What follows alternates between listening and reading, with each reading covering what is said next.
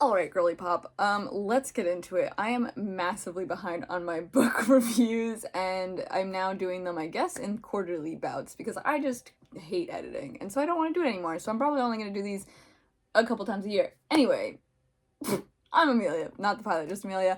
Today, I'm going to do my September, October, November reading wrap-up. So basically, like, the fall reading wrap-up. If you notice, I'm wearing a completely different outfit in part of this video. It is because I filmed September, but I never filmed October or November, so September is me in Scotland talking about books in September, and then I never edited it. So I just put it all into one. That just makes sense. Let's get into it.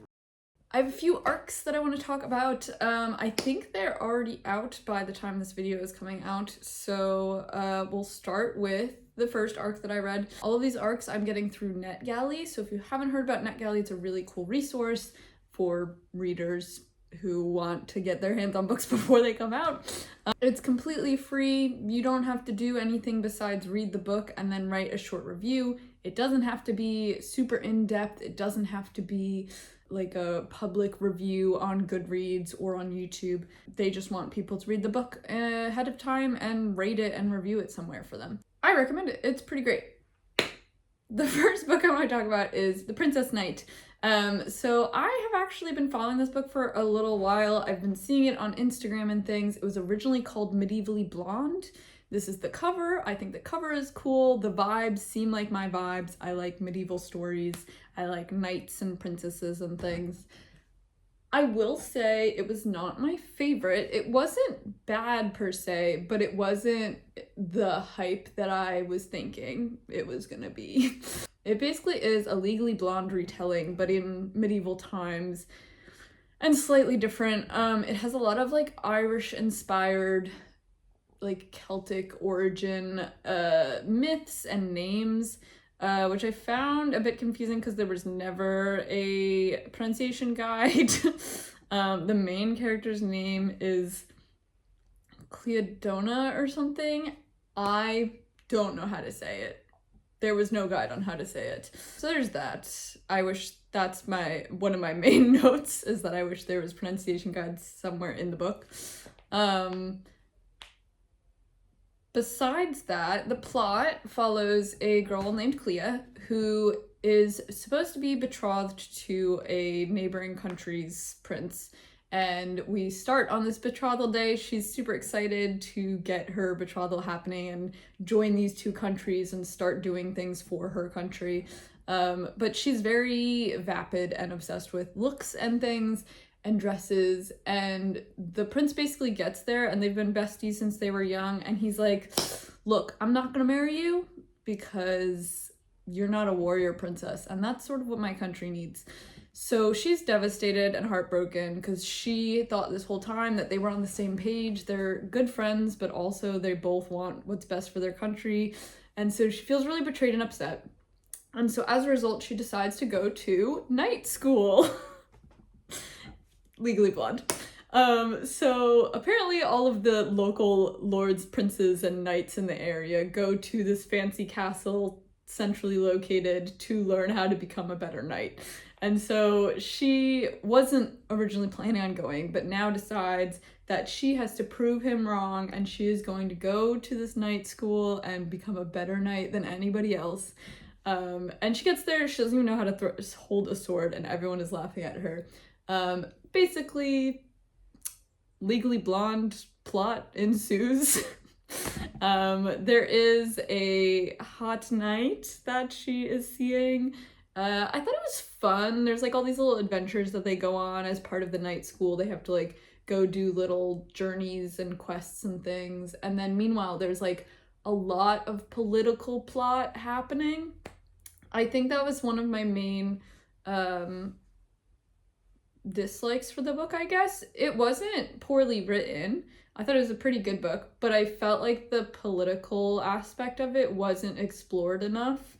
It was just sort of like, oh yeah, there's politics and wars happening. And I think it's because our two main characters, because it was told between the two perspectives of Clea and then her knight, neither of them are super politically involved. They're kids going to this night school. So they like vaguely know about the war and the politics between the different countries, but I felt like it was never really explained too much. I felt like it was more focused on their relationship, more focused on the school, which I do think is the main plot. But this like political plot also running as a B plot, I thought was like maybe too intense, or like should have been explained a little bit more. So overall, I liked it. It comes out on October 14th if you would like to read it. I do think that Medievally Blonde is a better title than Princess Knight. I think Princess Knight sounds stupid. And I think it's because maybe they're trying to get away from the Legally Blonde thing and also make it more Princess Bride vibes, but it's 100% not Princess Bride vibes. So I don't know. So there's that. The other arc that I read this month may be my favorite book of the entire year. It is called The Second Death of Locke, and I cannot stop thinking about it, and it's spectacular. It's delicious. Okay, where do I even start? I don't want to spoil the like story too much, because it is, I will say the plot, like, it didn't surprise me per se. Like, I sort of was like, oh, I see where this is headed, so you sort of knew the big twists before they happen, but boy was it delicious, man. It was so good. The magic system. Let's start with the magic system. The magic system is that there are wells, who are people who have magic but can't use it, and there's mages, people who can use magic but don't have it. And so you need to be paired to produce and do magic together, right? And there's this big war going on between the different countries over magic, because long ago there was an island country named Locke, and it sunk into the sea and exploded, and that was like the main base of magic. And now that it's gone, magic in the other countries nearby has become very frail. It's sort of like waning out. People are worried, and they're all sort of fighting for the power of magic. I love the setup. I love the politics. I will say my only note is that I wish it had a map, but I think maybe it didn't have a map because I was reading an arc. Maybe the real published version does. I'm not quite sure. But basically, that is sort of the setup. Our main character, Gray, is an orphan. There's been many orphans, and so a lot of the orphans have been relocated and assigned to families who have lost people in these wars. And so she gets put in this family that is very unfunctional. It's a young widow who's only 19, so she can barely raise this child. But it happens that just next door, they have this couple, these two wives with two sons, and our girl Gray becomes best friends with this family, becomes like part of the family. These two boys become like brothers to her, but also boy next door vibes, if you know what I'm saying. It's delicious. And so basically over the years, it's now 20 years later after that little setup, and Gray and Kiernan are now in the war. They're part of the knights in this army. And Kiernan is a mage and Gray is a well. So he is able to pull from her and give her magic, but in this society, wells are sort of seen as a resource, sort of looked down upon societally. So mages are what's like highlighted and valued. And so as they are in the army, they're considered both equals. They're both captains or whatever rank they are. But she is always standing behind him. She's always deferring to him because she has to. That's how it is. So in all the meetings, like, he sits in the chair and she stands behind him with a hand on his shoulder. He speaks for them. But he really respects her and he values her opinion and is constantly turning to her and asking her opinions. And she's sort of like, we can't do that publicly, dude. I thought it was just a very interesting take on gender. But I also, I just love the dynamic. It was a delicious book. I guess I could set it up. There's a little bit more setup before the plot actually happens, I guess. So yes, they're in this army together. And they're given their assignment and they go off into this battle. So we get to see how the magic system works a little bit. It really doesn't explain how magic works too much. which I think works in its favor, but I am really curious about the magic system. It sort of seems like a Shadow and Bone type of magic system where each mage has its own type of magic. So like some are like heart renders, like they could squeeze the life out of people's hearts and their lungs and things. And there's some people who are like earth bender type of things, or there's some people who are materialists who can like do wood and gemstone things. I think it's very interesting, but it doesn't really talk about it too much. Besides that, so they go into their first assignment, which is to go obtain an object, and it's a super secret special mission, and they don't tell them what the object is, and they go to get the object, and it turns out to be a girl, and it supposedly is the last heir to the Isle of Locke, the one that controls magic that's sunk into the sea. And over all these years, all the countries have been trying to find heirs or relatives to the family of the Locke kingdom because they are really powerful and sort of control magic. And so if someone can find an heir or some relative, then that country might be able to control magic by controlling this person. And so they are told that this girl is maybe the heir of Locke, but we don't think she is. And that's all I will say, because the book is so delicious. It is a trilogy. Unfortunately, we do have to wait a few more years for the next few books. But I'm obsessed with it. I can't stop thinking about it. I do think this might be like my favorite book of the year, maybe all-time favorites. Like, it's going on that shelf. It has everything you could want. Medieval vibes, knights, hurt comfort, best friend to lovers, a nice soft boy. Also, as a well, she not only has to feed him her magic, but she's basically supposed to protect him completely bodyguard style. She has to be a fully trained knight to be able to physically protect him while he's doing magic stuff. And as I said, like, she's sort of expendable. Like, the wells are not super well valued. And I just think it's a very interesting concept. This is a really great month for books for me, to be quite honest. I also read Lady Macbeth, which is another Ava Reid book. I don't really know why, but I've suddenly been in an Ava Reid kick. I've been reading all of her books. I had only read A Study in Drowning a few years ago, and I liked it, but I didn't love it. But I did think the vibes were like immaculate, and I think about that book a lot. If you don't know Study in Drowning, I'll link below my review of it. But in like one sentence, it's about a wet house. The house is so wet. And it's sort of like a gothic horror. And I think about that a lot. And now, after reading some of her other books, I feel like a lot of her books are very wet house vibes, if that makes any sense. She has a lot of like water aesthetics, and it's very delicious to read. Lady Macbeth is a sort of retelling, I guess, of the Macbeth Shakespeare story, but also the actual historical people, because they are indeed real people. And it's basically sort of like a prequel to the Macbeth play, but also covers the plot of Macbeth from the perspective of his wife, Lady Macbeth. And it's very spooky, witchy, wet, and I really liked it. It's very interesting. The way it's written is just, it's very about language and about like this olden medieval vibes, because it is such an old kingdom. It's like, what, 1200s, I think.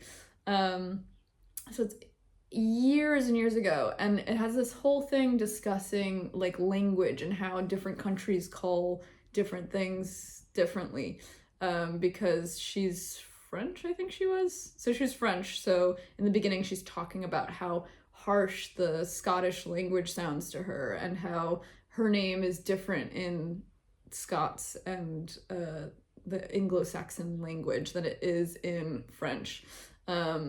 And I thought that was very interesting. I kept coming back to that throughout the story.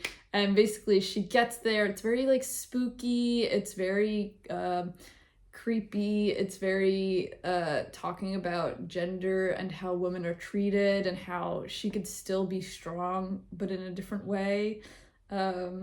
and she starts very meek and timid and like ready to do her duty, but slowly comes out of her shell. It was great. I loved it. It was so fun. I really, really liked it. I really recommend it. Next, I listened to the audiobook of Vampire Lestat. This is the second book in the Vampire Interview with Vampire series. I love this book. It's better than the first one, is all I have to say. I love the TV show and the movie. If you haven't watched them, you should go watch them. I do think the movie and the TV show are better than the book.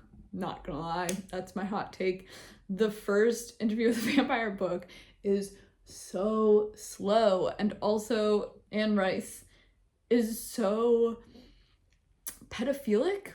She's got problems, is all I have to say, because as you're reading it, there's a lot of weird moments with like the adult vampires like thinking children are hot.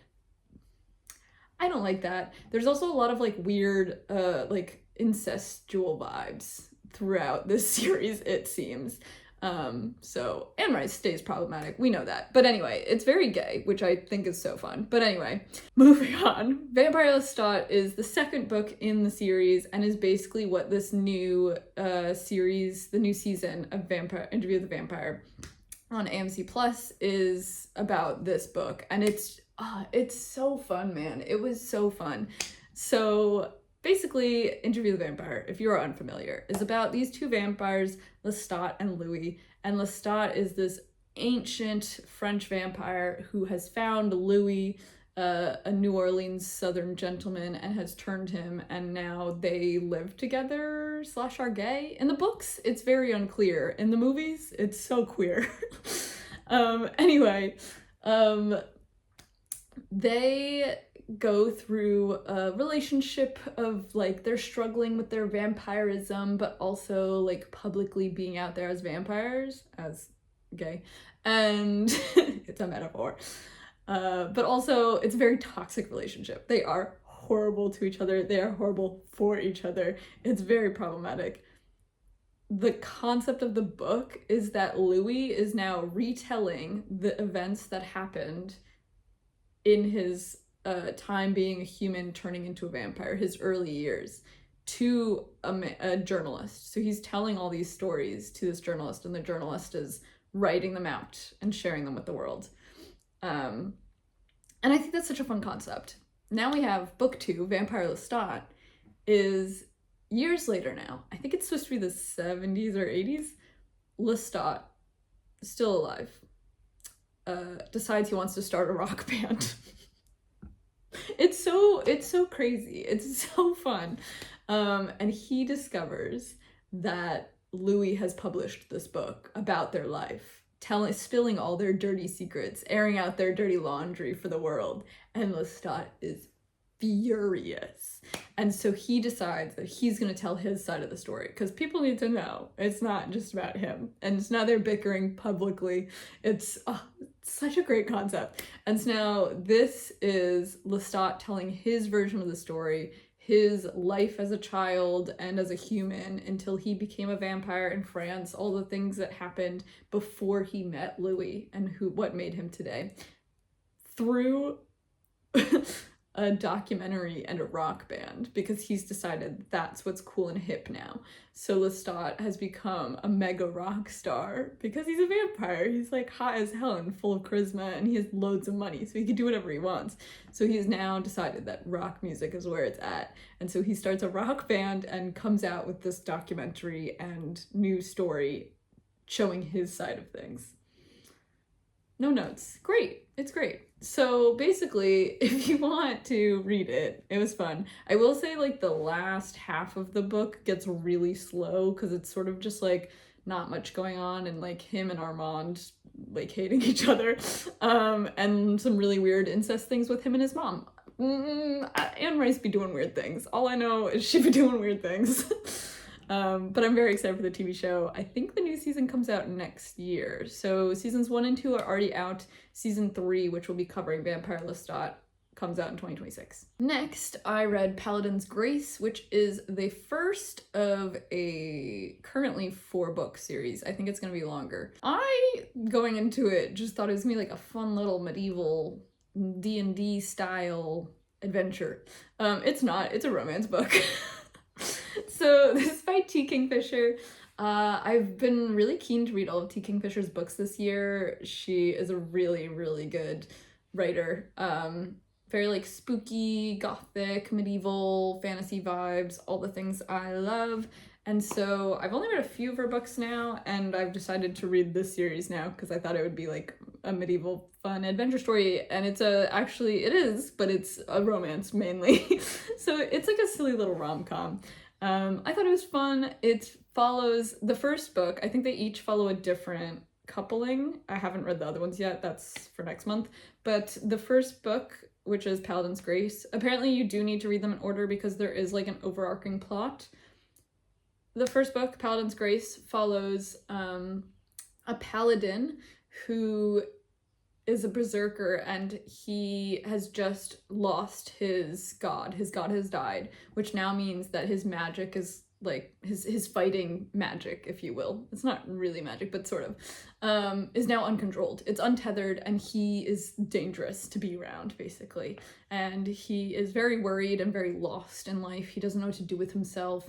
He has no god to tell him where to go. He has no god to worship anymore. And when his god died, him and his other group of paladins all went berserk and completely blacked out and like killed a bunch of random people, a bunch of innocents and stuff. And so they all feel really guilty about this as well. And they're slowly trying to put their lives back together. It's a couple years later, and that is where we meet him. And then the lady of the story is a perfumer, and she is recently run away from another city where she was in a horrible abusive relationship with a husband who basically bought out her apprenticeship to marry her. So he sort of owned her as well, and it's very not good. And so she has run away to this new town, started a new life, is trying to make ends meet, and runs into this man, and she thinks he is very nice looking, and he thinks she is very hot. But will they tell each other that? And of course not. Of course, hilarity ensues. Also, there's this overarching plot about there's like murders that have been happening in the town recently, so everyone's very on guard and trying to not die.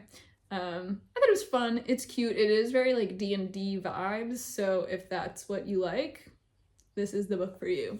Last but not least, I read the new Nico Angelo book. So yeah, I still love Percy Jackson, guys. They're so fun. However, the Nico Angelo books are co-written with Riordan, and I think his name is Mark Oshiro.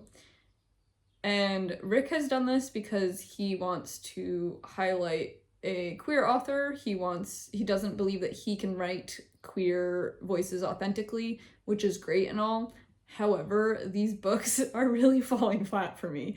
The first one, Nico Angelo, Sun and the Star, came out 2 years ago maybe. So I reread it in preparation for this new book. And yet again, I think it is a fun plot. It still has that like fast movement like most Percy Jackson books do, and it follows Nico and Will Solace, they're his boyfriend, as they have to go into Tartarus to free Bob the Giant, if you recall from the original Percy Jackson series. So it's a fun plot. It like makes sense. But I found the first book to be very therapizing, if you will.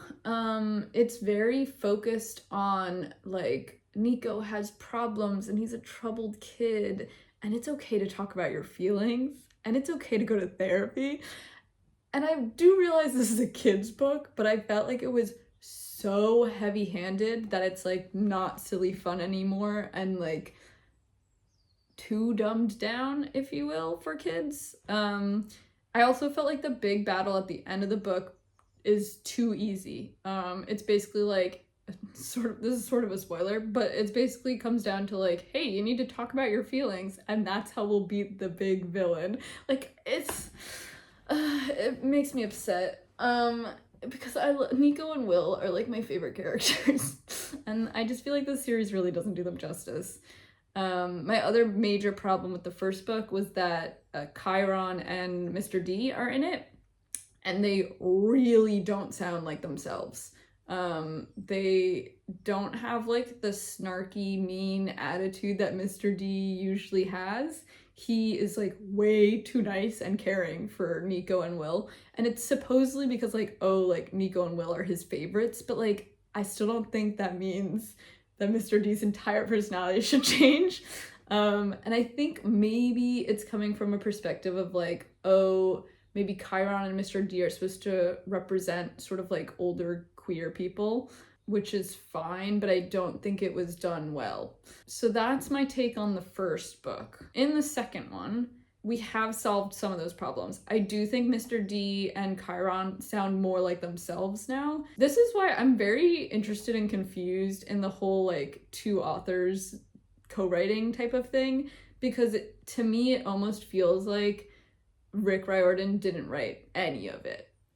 It feels like maybe he helped come up with the plot and like guide Mark on like, oh, this is how the characters would act, this is how I formulate a Percy Jackson book, but it really doesn't sound like a Percy Jackson book at all. And I know Nico is not Percy, and so it's not going to be as funny, goofy, silly Percy's voice as like Nico is not that person, but it's just, I do feel like it's lacking that like Percy Jackson charisma to it.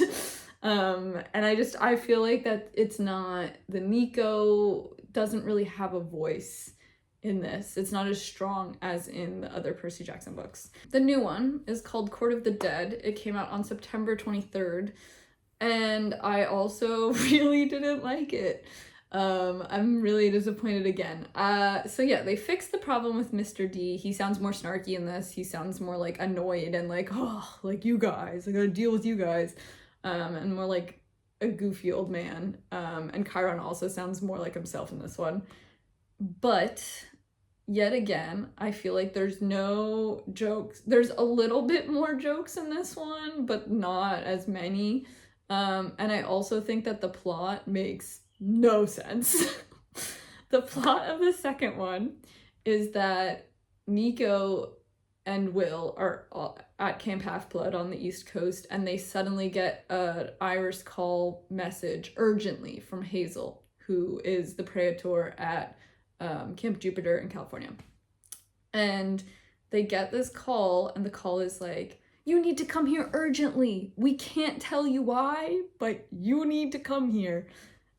And it's immediately, it's just sort of like, wow, that's so plot convenient. They can't tell you over the phone? Why? And then they get there, and there's like this conflict going on where there's some new creatures who have shown up to camp who are not, this is a vague spoiler, but it happens in like the first couple chapters, so if you don't want to know, just skip ahead a bit. But basically there's some new creatures that have shown up to camp, and they are previously monsters, right? They are the type of race that they are is monsters, different types of monsters that usually demigods are fighting. But these monsters are good monsters. They have changed their ways. They don't want to be evil anymore. They want to be good. They want to bake cookies and knit socks and things like that. And so they have come to Camp Half-Blood seeking asylum and trying to start a new life. Or sorry, not Camp Half-Blood, Camp Jupiter. But there's been lots of conflicts internally in the camp. And so the campers don't feel safe around them. The campers are not welcoming them. But obviously there's also lots of like accessibility differences and things like that. Like there's multiple fronts of different things happening.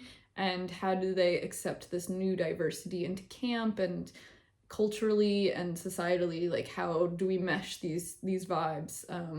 And like this changes everything now. Like, are all monsters conscious of their morals and what they're doing? Are monsters going to be less monstrous soon? Like, what does it mean? And for some reason, Nico and Will are the only people that can fix this problem. And this is where it sort of lost me. Because, which is the beginning, the setup. because it doesn't really make sense that Hazel and Frank can't do this on their own. I think they're talented demigods in their own right. And also, Percy Jackson and Annabeth live literally right there. They live in New Rome now. So why can't Percy and Annabeth do this? And the only excuse they give is that Percy and Annabeth can't do this because they just started their first semester at school, which is very funny, but wasn't like, it still doesn't make sense to me, because it's like, yeah, okay, we don't want to bother Percy, but like, they've bothered him his whole life. And it's like, and why do you have to bother Nico and Will to do this then? I don't know. I just didn't buy it. Like, I felt like the setup doesn't really make any sense. One of my other major gripes for this book is that they don't sound like children when they talk. Some of the conversations they were having, I was like, this is not, I think they're supposed to be like, what, 16 in this book? So like teenagers. I was like, teenagers do not talk like this. Actually, like, most people don't talk like this. Like, the conversations were very rigid and like, they didn't sound correct. Like at one point, I think Will like turned to someone and was like, take a walk with me. Like, who says that? It was so weird. So that kept taking me out of it. And then my final main problem with this book is that it's not a classic Percy Jackson adventure. They don't go anywhere. They stay in Camp Jupiter the whole time. And California the whole time. And I just feel like that's not a Percy Jackson book. Every Percy Jackson book that I've ever read, they go on like a 3-stop journey to get somewhere for the quest. Like, they're going somewhere.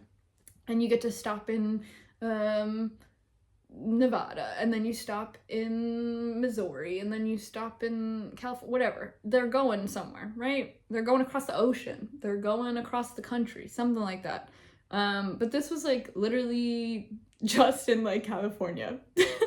And I just found it really disappointing, because I sort of expect a big adventure with like fun, iconic landmarks in it, and I expect like a big scale adventure plot, where this still was like, there was a plot to it. It was just such a smaller interpersonal plot, I guess, of like campers versus monsters who are no longer monstrous, and like trying to solve that problem interpersonally, but then also, oh, there's this like weird problem happening too. How do we solve that? And I feel like only the last couple chapters were fun and felt like a Percy Jackson book, you know? And when I say Percy Jackson book, I don't mean Percy specifically. I mean like Riordan verse? How do you say that? I don't even know. The Percy Jackson verse. Like, it only felt like that at the end of this book. Like, the big battle at the end was so fun and so zany and so, like, it felt like the olden days type of thing, where the entire rest of the book was so slow. The pacing was so boring.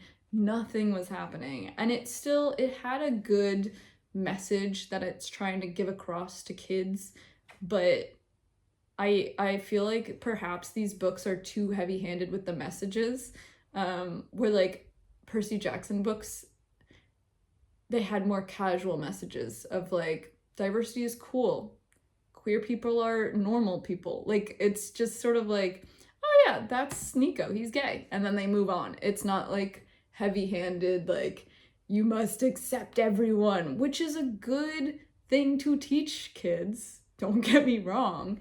I just felt like both of these Nico books are so like teaching books and not like fun little fantasy books anymore. And it just makes me sad, because I love Nico and Will, and I think they deserve better plots. I just sort of wish that they had like a whole new plot going on of like international, oh, we have to go save the world again. And they're really not. So there's that. Hey, it's me again. So now we're going to talk about the books I read in October. So October was actually a really strong month for me. I feel like it sort of always is, because I'm a very mood reader and I like to read spooky books in September, October, November, and it's my favorite time of year and it's my favorite type of book, but I, for some reason, only like to read spooky books this time of year. Don't know why I do this to myself, But I didn't really read spooky books this month.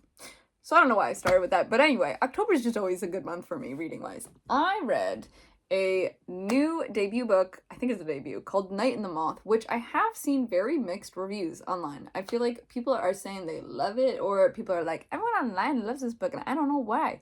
I loved it. I had a great time. I read this right off the back of reading Second Death of Locke, so I was really into that, like, adventure, fantasy, female knights type of vibe, and I just, like, ate this book up. I thought it was so fun. Night and the Moth is about a girl. Yet again, I don't remember any of the characters' names, so we're just gonna roll with it. Night and the Moth is about a girl who's part of this, like, culty, weird, religious thing in a cathedral, and it's her and I think 8 other girls, and they are basically seers, and the way they're able to see the future and divine their truths, I actually think they're called diviners, they drown in a fancy fountain. And while they drown and basically die and come back to life, they have visions of the 7 different symbols of the realm, and the different symbols will tell you different things. So, like, the forest is wind chimes, and, like, this area is chess, or whatever. Like, they have all different things. And this one's, like, a coin, because they're known for gambling in the city.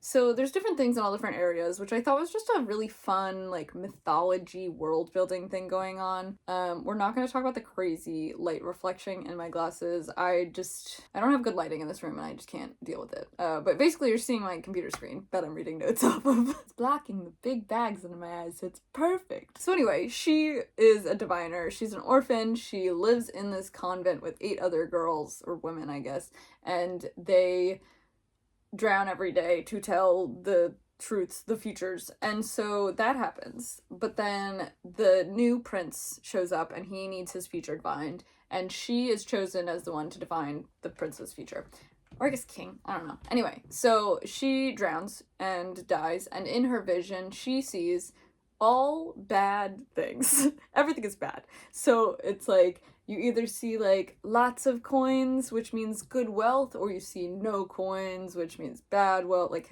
heads or tails or something.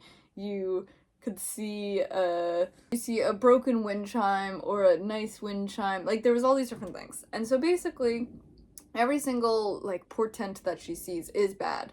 And so that sort of starts off the journey. And while the prince is there, he's visiting with a whole cohort of knights, and she meets one of the knights.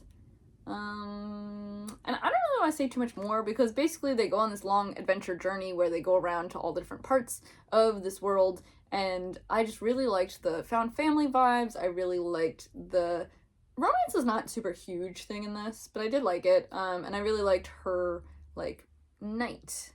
Female knight. I was like, yay! We love medieval vibes. And yeah, I thought the world building was fun. I know I've said that like 8 times already, but I liked this book. So I had a good time. So if you like medieval vibes, if you like lady knights, if you like adventure vibes, I feel like it reminded me of, like, a Percy Jackson book or something. How they're, like, going on the journey and it's clear, okay, we have 5 steps to the end, and that's what they did. And it's just, like, it's what's on the tin, and I loved it. Great. 10 out of 10. Next, I read Wild Reverence, which is the new book that's part of the Divine Rivals duology, Rebecca Ross. I love Divine Rivals. I think it was delicious. I read both of them in one day, and I was kicking my feet. And I just thought it's such a fun, like, weird mesh of, like, that 1920s-ish, 1910s vibe with the, like, Greek gods thing. I thought it was so interesting. And the fact that they were Greek gods, but she, like, twisted it.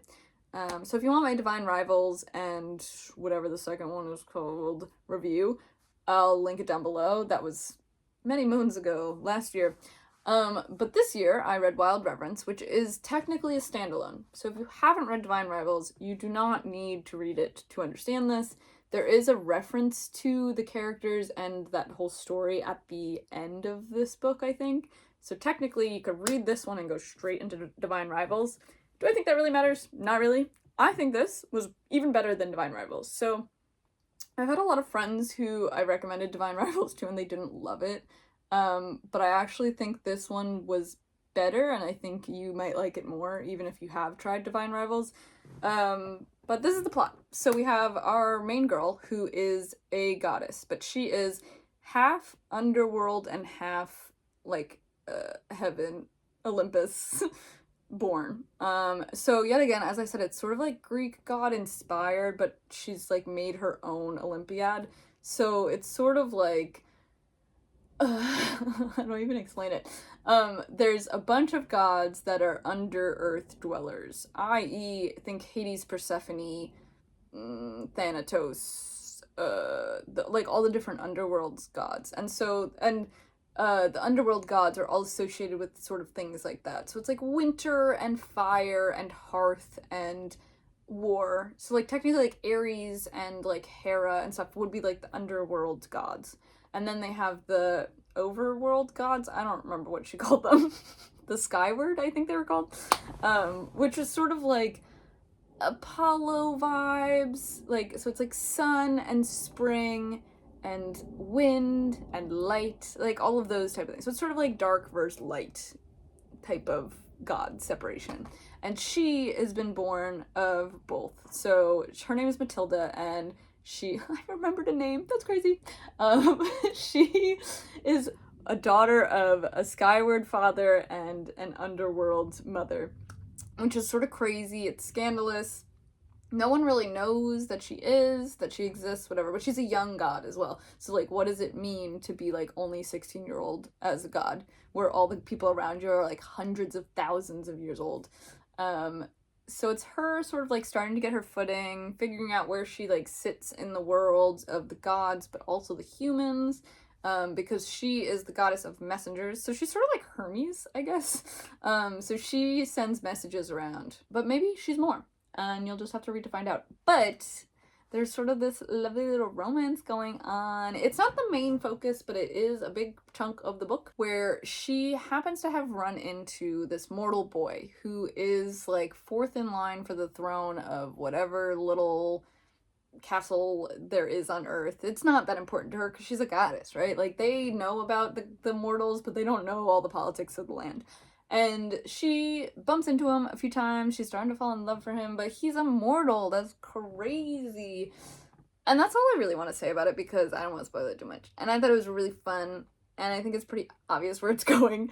But it was just an interesting perspective to, like, hear from, that, because she's, like, she doesn't belong to either world. She also doesn't belong to the mortal worlds, but, like, she's sort of an in-between goddess, and she's doing all these different things. And it was really delicious. I liked it a lot. That was another 5 stars for me. I also read another 5-star. This month was great. Alchemy of Secrets. I think this is a hot take, because I've heard a lot of people didn't like this book. This is my girl Stephanie Garber's new book. And if you don't know Stephanie Garber, I adore the way she writes. It's so YA fantasy from 2010 in the best way. And so I really just absolutely devoured her Caraval trilogy and the Once Upon a Broken Heart trilogy. I also think the covers for those books are freaking beautiful.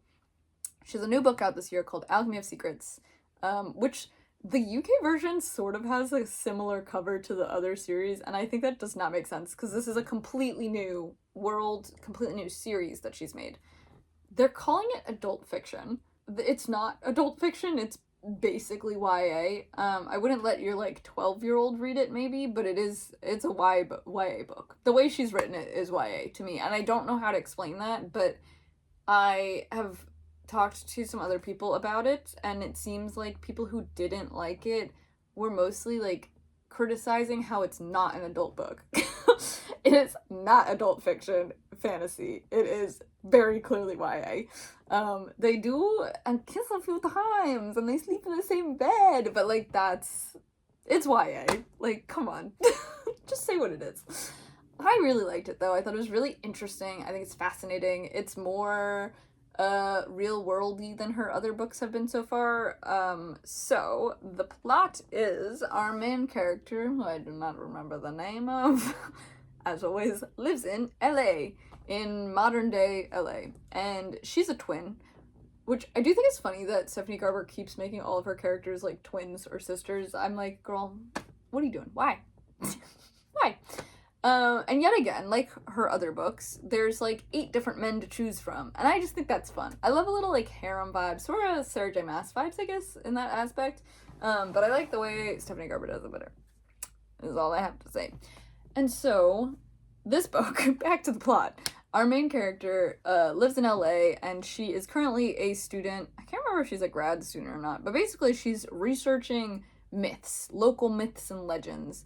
And her supervisor, professor, the love of her life, they're not entangled, but she's like obsessed with this professor, vanishes, disappears. Where is she gone? Nobody knows.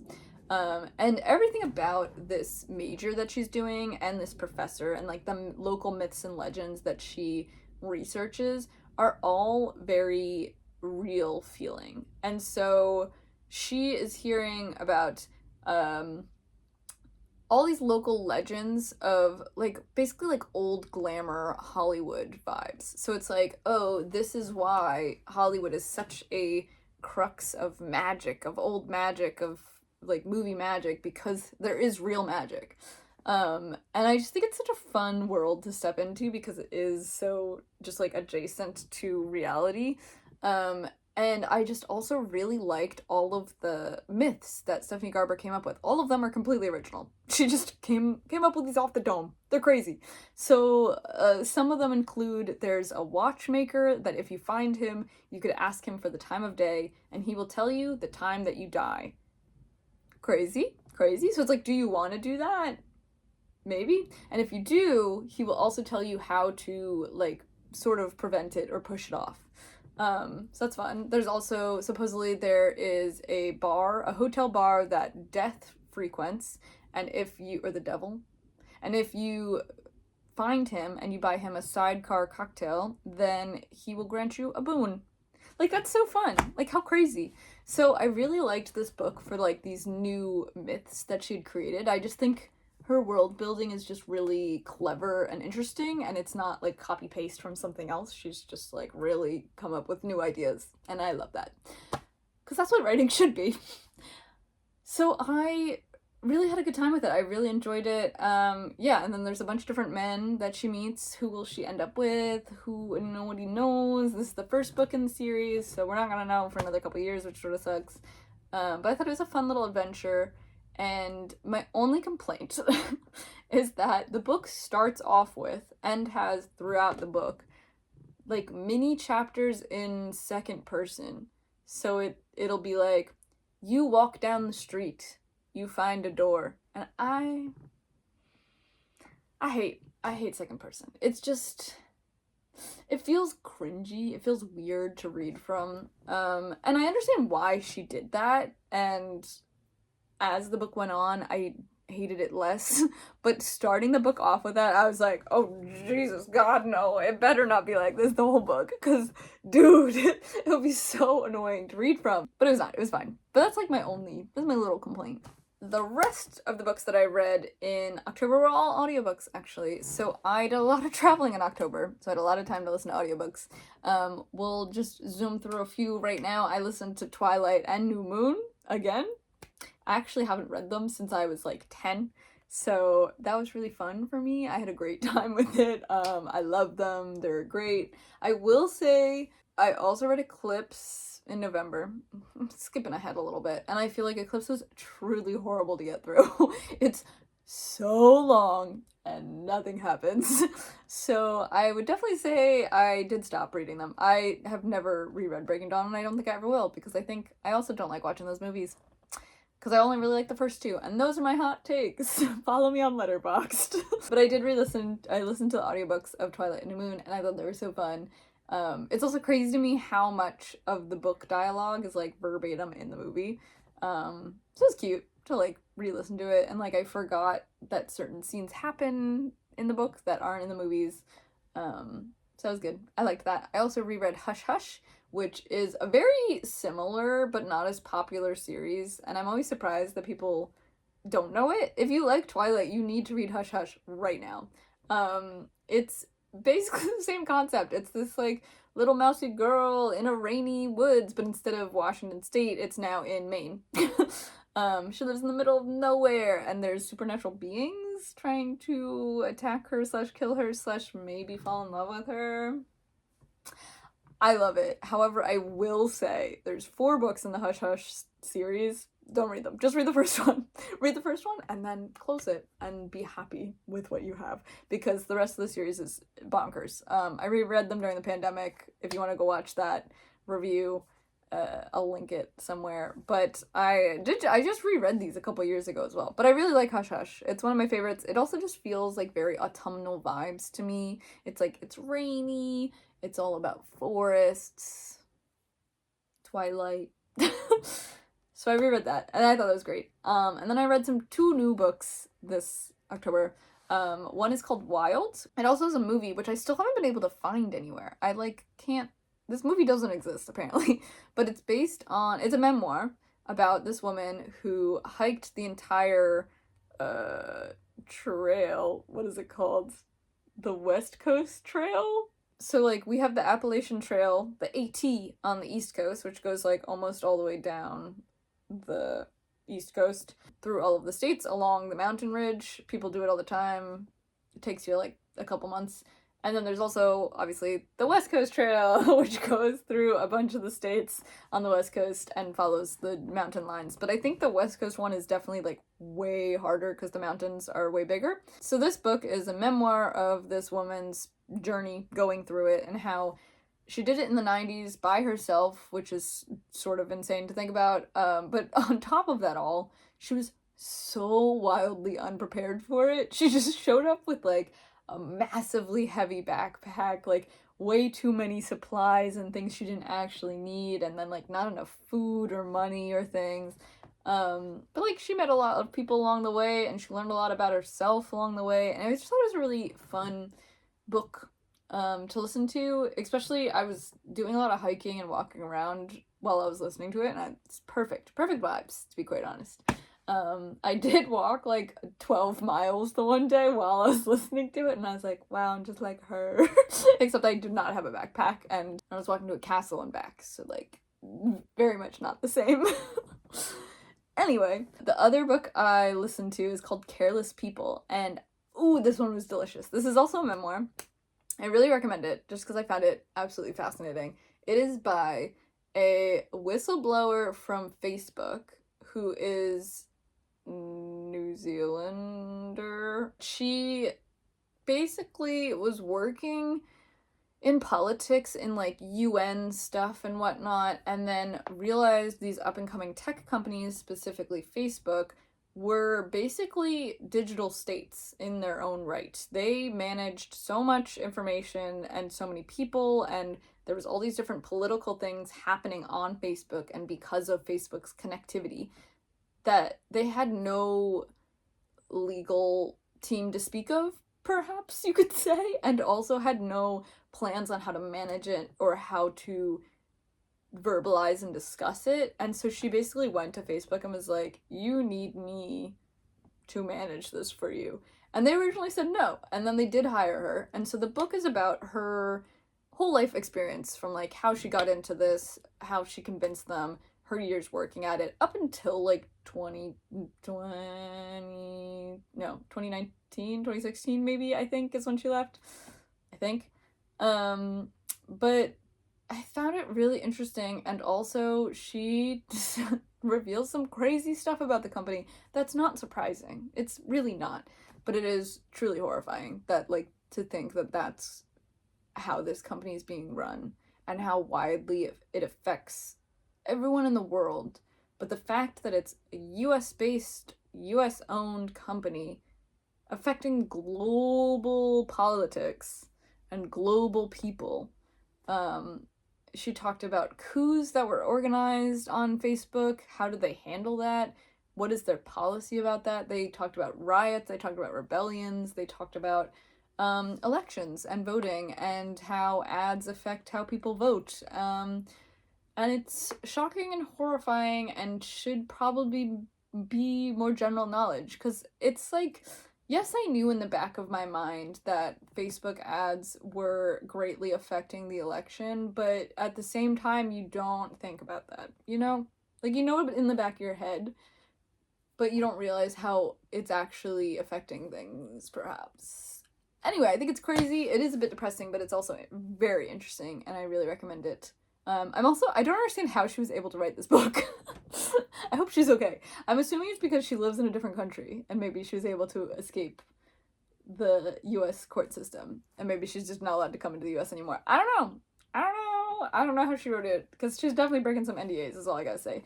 And she talks about Mark Zuckerberg a ton, and I think that's funny, because it completely adds to my picture of him and how I view him, and yeah, he's exactly how I thought he was, so there's that. You should read it. Then, in November, I read a ton of books, because your girl is unemployed. So, we're gonna start off with the audiobooks. So, as I mentioned, I also read Eclipse, and I absolutely hated it. It took too long. It was not good. But I'm not surprised. And then I read another book that was even more long and even worse. That's right, I read Wicked. Because Wicked Part 2 for Good came out, and I have always wanted to read the book. I have been warned amply ahead of time by every single person that I know who's ever read it. I hated it and was like, it's scarring, it's grossly sexual for no reason, it's really weird. And so, you know, I had to read it with such a glowing review. My curiosity knows no bounds, and I needed to know what it was about. Not gonna lie, I can't say that it kept my interest that much, and I do feel like I actually need to reread it because I couldn't tell you half of the things that happened in it, because I was so bored. It's so long. I actually think it's longer than the Obama book, and the Obama memoir is massive. It's like 20 hours of audiobook. Anyway, the plot of Wicked, if you're not familiar. So, Wicked, the book, is basically published fan fiction of Wizard of Oz. Wicked, the musical, is somehow fan fiction of the book. Somehow. I think the musical has taken all of the interesting bits out and made this beautiful piece. And I don't think the Wicked musical is all that great, I'm not gonna lie. I think it's a very mid musical. I think it's fine. I think the act 2 is boring as hell, and to be quite honest, the movie was as well. But it was pretty and very well done. And it has one of my favorite songs in it. I love For Good. It's such a good song. As a former / I guess current musical theater kid, I think Wicked is mid musical-wise. There's so many other better ones out there. But somehow, I think the first act is really great. I think the first movie was brilliant. I thought it was a great movie. The second movie was fine. It was like a 3-star. It's like mid, it's there. Everyone was good in it, but like, meh. The songs were not great. Anyway, back to the book. Dude, I need to talk to the author. I got complaints, because I just, like, why is it just like normal happenings, and then all of a sudden he's talking about like this crazy sexual thing that's happening? Like, where's the connection? Why? And then there's an orgy, and then we find out that Elphaba's like pubes are purple. Why?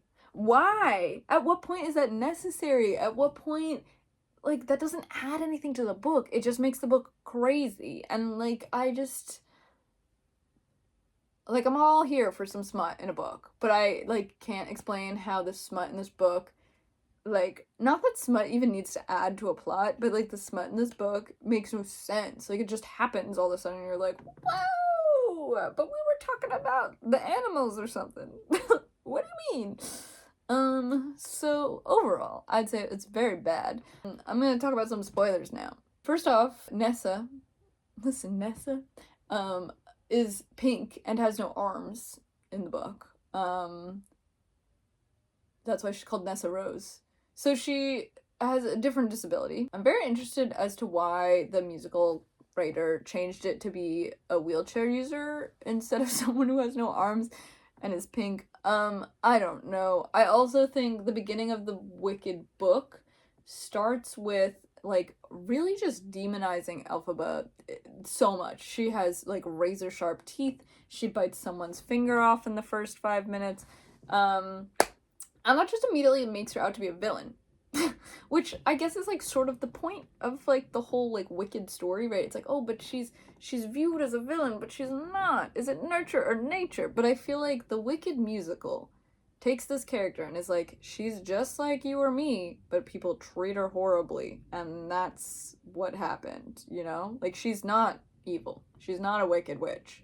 It's just how people see her, right? Which I think is a meaningful message. It's important, it's real, it's interesting, dynamic. The book is just like, she was born an evil child. She's just green, but she's evil. And then it just continues to be like it doesn't talk about that at all. It's more focused on the politics of like Munchkin Land and wherever the hell Fiero's from, and then like Oz. It's just talking about politics. Like, it's not really focusing about these different characters' interpersonal relationships. And then there's like chapters from Elphaba, and then all of a sudden we're getting chapters from Bach, and then we never hear from Bach again. And then we're getting chapters from like, it doesn't make sense. It doesn't make sense.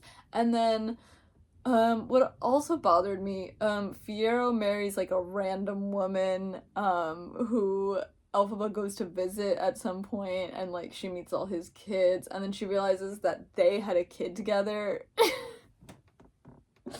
And she's so mean to this child. Also, Elphaba goes and lives in a nunnery for a bunch of years. I do think what's really funny though is there was probably about like 2 whole chapters of Elphaba like freaking out about like the red slippers, and that like Glinda just gave them to this random girl on the side of the road. Like, she's like, those were my sister's shoes, that's all I have left of her, and you gave them to this random girl? Like, that's funny. That's funny. But overall, I would say Wicked is not for me. Madame Horrible. Wicked Witch! Okay, let's get on to the books that I read and liked this month, because we had a bunch of them, so this is fun. I traveled around a lot, aka I was on a plane for a very long time and had long layovers. I read Gideon the Ninth, Hold for Applause. I've heard about this book for ages. I've been meaning to read it for ages. I got all 3 books out of the library because I was like waiting to get all of them, so I had them all at once so I could read them back to back. First off, yet again, my expectations ruined things. In my head, just looking at the cover, I know nothing about this book besides that people talk about it a lot, and that's how I like it. That's how I read books, okay? And so I knew nothing about this book. Besides, the cover had who I thought was a man, he's not, it's a girl on the cover with like a skull sword, and there's skulls and skeletons all around her, and I was like, oh, sick, so this is gonna be some sort of like fantasy thing. They're fighting a lot of skeletons, skeleton war night vibes. It's not like that at all. It's actually sci-fi. Little did I know. And it was very interesting sci-fi, but very confusing. And I hate when you have to flip to the front of the book to see like all the different characters and stuff. Like, I'm not doing that.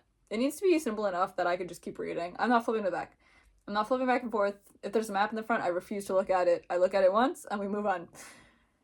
And when I tell you, I was confused as hell because every single character has 8 different names. So let me see if I can remember them. Because, you know, I already am bad at names in the first place, remembering character names. So our main character, Gideon, is this spunky, fighty, aggressive, angsty teenage girl with red hair. And she likes to fight with swords. Her name is Gideon, but she's also called Gideon the Ninth, and she's also called, like, Giblet or something. And she's also called by her last name, which I don't remember at the moment. So it's already 4 different names. Then we have Harrow, who is basically, like, the princess of Gideon's court, if you will.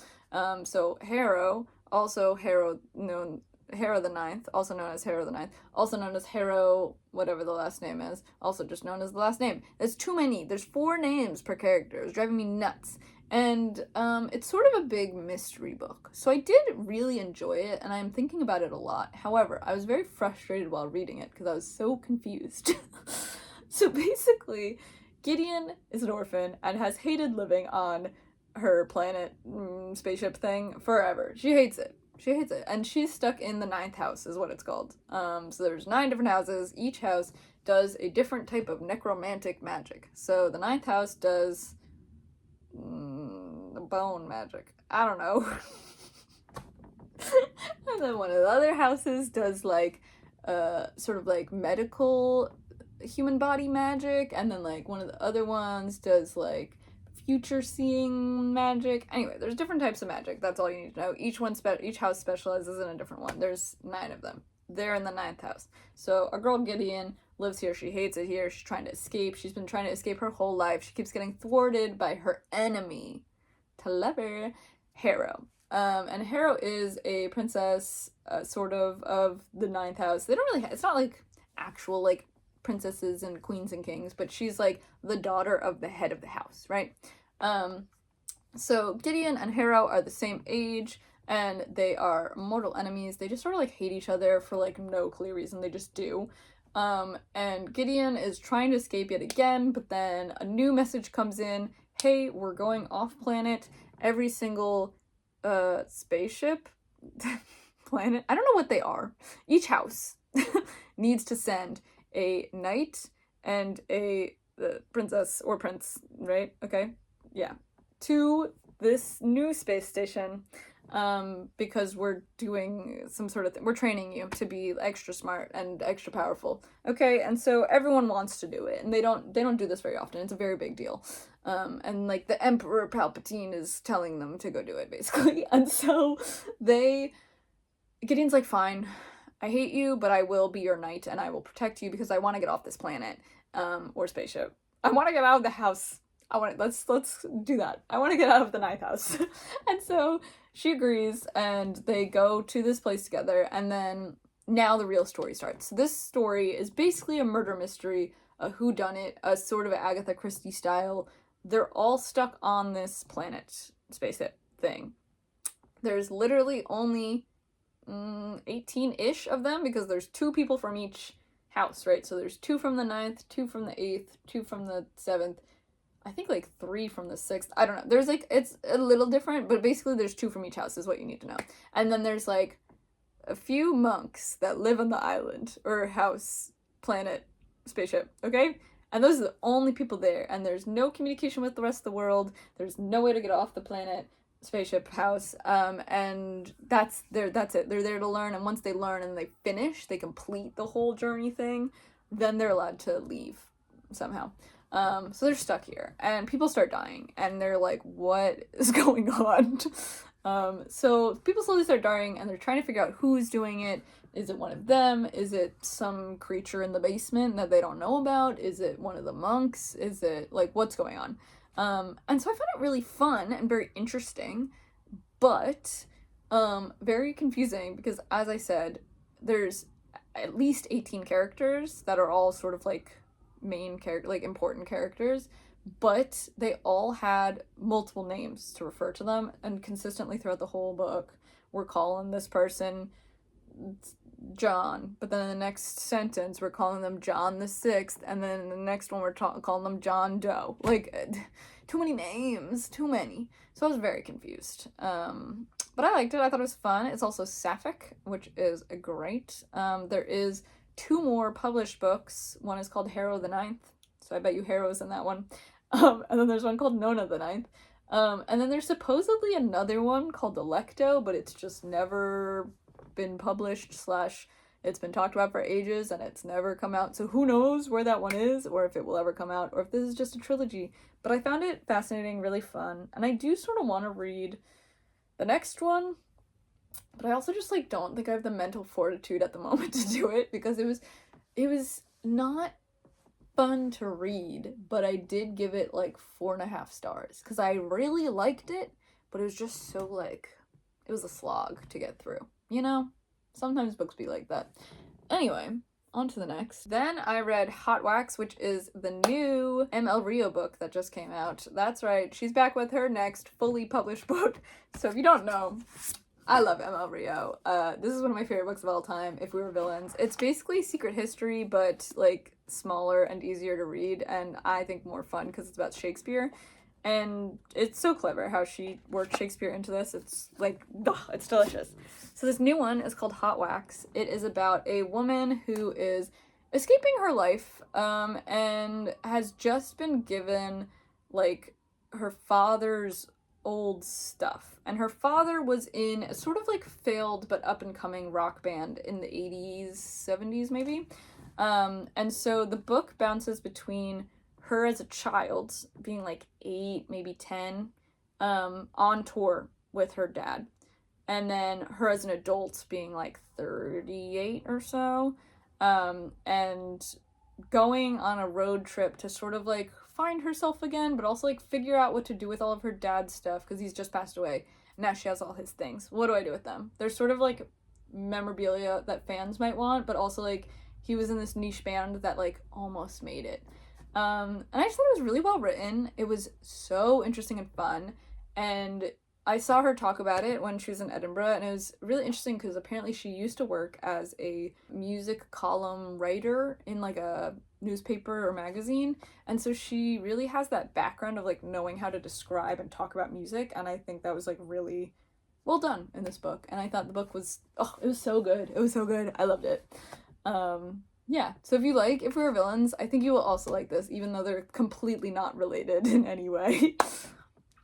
Next, I read an arc called Snake Eater, which is T. Kingfisher's newest novel. I liked it. I will say I knew nothing about it going into it, as always, and I feel like a lot of her other books are more like medieval fantasy fiction vibes, and this one's very much not, so I was very surprised, which is why I didn't like it as much, I think. It's set in Arizona or New Mexico, maybe, and it's about yet again a woman who's trying to escape her current life and she leaves her boyfriend in the city to go to this random tiny little town that has like 8 houses in the middle of the desert, in the middle of nowhere, and she's trying to find her aunt Amelia. Actually, her aunt's name is my name.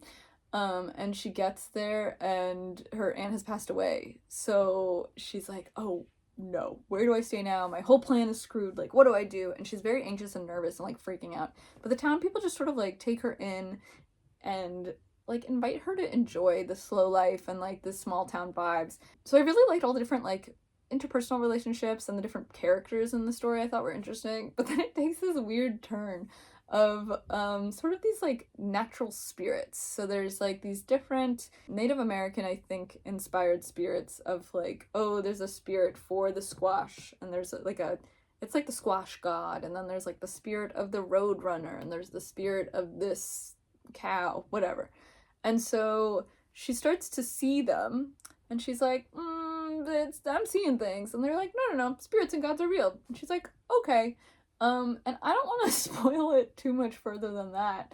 But yeah, so it has like twists and stuff going with that. So it is fiction fantasy, but it was not what I was expecting in any way, shape, or form. And I didn't love it just because I think I'm not super interested in like desert vibes, I guess. It just wasn't for me. But I also felt like the pacing was a bit slow, and there wasn't exactly something that was intriguing to me. Like, it wasn't exactly a mystery, it wasn't a romance, it's not, like, I don't know what was supposed to keep me intrigued. I guess it's, like, about her personal journey, but to me it's, like, obvious from the start where it's going.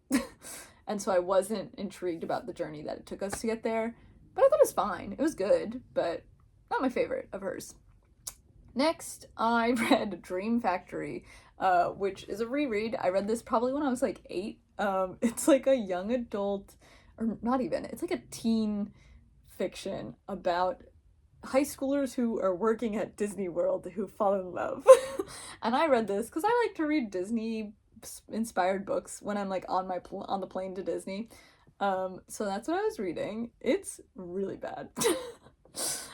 It's basically about this girl named Ella who gets to play Cinderella, that's right, who is sort of getting like this fairy tale romance while she's working there, but then realizes maybe she shouldn't date the prince. Maybe she should be dating Chip from Chip and Dale.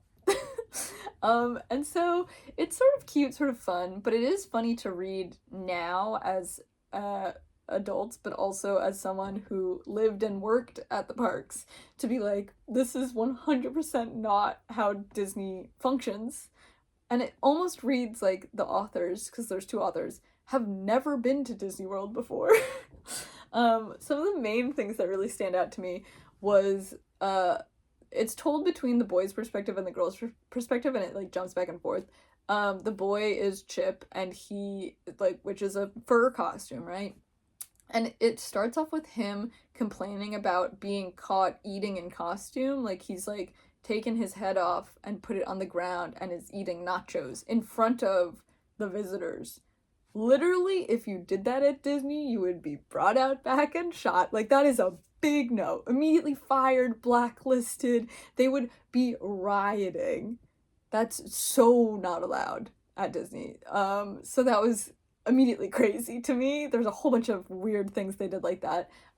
Number 2, which I thought was really funny to me, is that they assumed that the cast members have like dorms where they live in Magic Kingdom castle, basically, or like in the park somewhere. I think it's not the castle. I think it was like right above like the different places right there. So it'd be like above Mickey's PhilharMagic and Small World and whatever that eating place is called. It's like they just assume those are dorms, which I just think is really funny. I'm assuming that was just like flavor for the book to make it more interesting.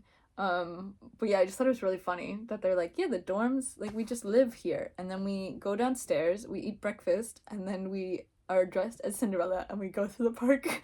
Other thing I thought was really funny, so our main girl plays Cinderella, and she describes her day as, well, first we have princess breakfast, and then I have princess brunch, and then I have an hour or so break, and then I get married to the prince in front of the castle at 2:00, and then there's a parade at 3. And I was like, that's just like literally not how it work, because that's not how it would work. There would be a different Cinderella person for the parades than there is for the breakfast and dinners. Sorry to burst your bubble. There's different people, friends. There's different friends. So yeah, I just, that really, it was just, yeah, it was sort of funny to read how it was like fun, silly, goofy, but at the same time I was like, this is insane. But one of the main problems I had with it was that the author kept describing them sitting on grass.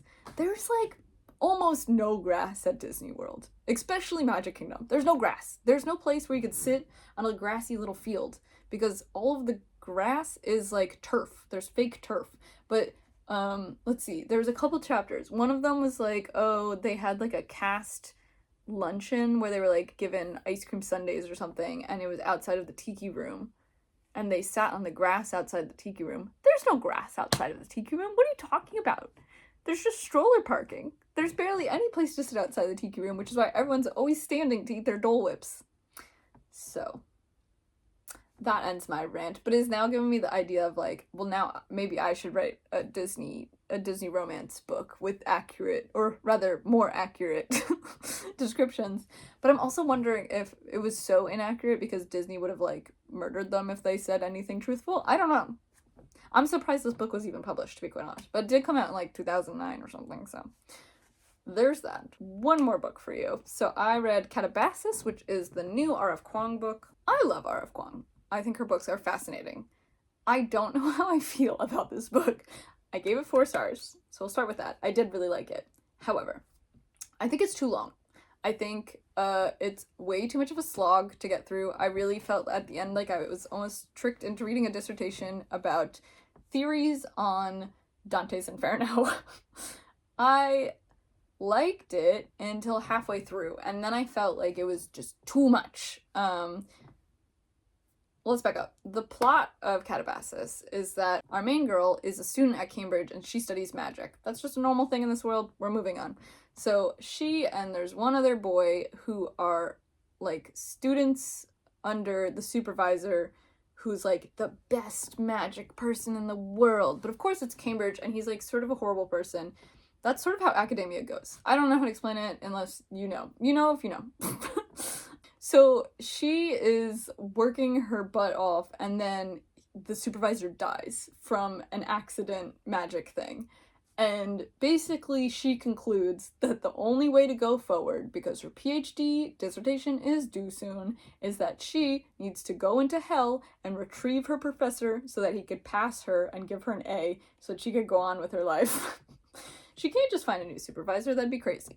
He's the only one. And to be quite honest, yes, this makes total sense. It's ridiculous, but it makes total sense. And, like, the way she's saying it in her brain and how she's freaking out, I'm like, yeah, this makes sense. So basically, she decides to go into hell and retrieve her professor, and she knows how to get there. She's done all this crazy research in the past week that he's been dead, and she's just like, okay, we're going.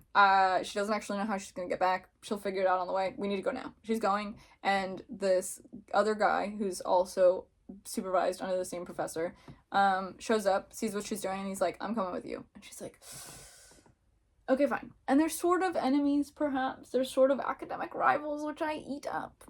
But will they be lovers? You gotta read to find out. And so I was a bit surprised with this book, because I will say, on that note, it had a happier ending than I feel like her books usually have. It was a bit more fluffy than her books usually are. But it still had lots of dense meaning and things. Yeah, I don't know. I'm fascinated, I'm intrigued, I'm interested. I had a great time, but caveat. It's all based on, like, Dante's Inferno, and she's clearly done so much research on Dante's Inferno. And so she's referencing all of these different philosophers. Dante's Inferno, Plato, Socrates, comparing it to this person. There's a note at the beginning of the book, author's note, that says, everything I used in this book is accurate except for these two things. And the two things were that she, like, changed the year that this one article came out or something. That's crazy. That's crazy. But then she doesn't include a bibliography at the end, which I feel like she should for her books. With the amount of, like, research and stuff she's doing, I feel like she should, because her books feel like I'm reading a really long essay. So anyway, I will say there was a lot of moments in this book that I felt like the characters are talking theory, and they're talking about, whoa, well, we could try this, but Plato says this, blah, blah, blah. And I literally couldn't tell you which of those things were real and which were, like, magic theory stuff that she made up. I don't know. I'm not smart enough to know. And I do feel like perhaps this book fell into the category of RF Kuang is so freaking smart, so clever, so studied, and tries to speak to the plebeians through her literature, and sometimes accomplishes it. I don't know if she did in this book, because I did not know what the hell was going on. For the most part, I did. Yes, they're in hell. They're going through the different circles of hell. I thought it was really interesting how she describes the different circles. I found everything really interesting, but then they would start talking theory, and I was like, yep, on to the next thing. I don't know what they're talking about. We actually don't need to know what the theories were. It doesn't really matter to the reader. It doesn't, because I don't know what's going on, and that's fine. So that happened. Other problem that I had with it is about halfway through, I just started to realize, like, oh my god, I'm reading so much theory. Like, when do things start happening? And that's, I think, where it started to lose me, is when I realized that I was reading, like, 2 whole chapters just on, like, feminist arguments about being in a school in Cambridge in the 1950s. And yes, I agree. Do we need 2 whole chapters to do it? No. I don't know. It was really interesting, and I don't know. I feel like her books have such interesting and good messages that should be well spread, and it's great that she's getting the popularity that she is, but then I almost feel like she's almost not dumbing it down for people to read. Like, are the people that need to hear this going to pick up this book and read it? I don't think so. So then it almost turns into an echo chamber. I'm reading this book, I'm a feminist, everything she said I said, yes, girl. Did I learn anything from it? No. Did I learn about Dante's Inferno? Yes. Is that, like, a useful knowledge to have? No. And also, I don't know which of the things were real and which were fiction.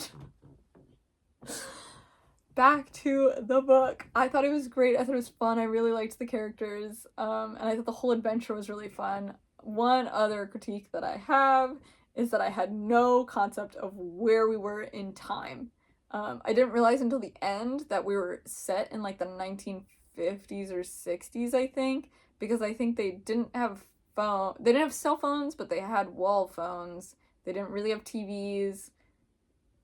They were focused on newspapers. Like, it was sort of like, 1950s-ish, maybe. And I was really confused about that because they referenced it it was referenced a handful of times, but it was not like explicitly said per se.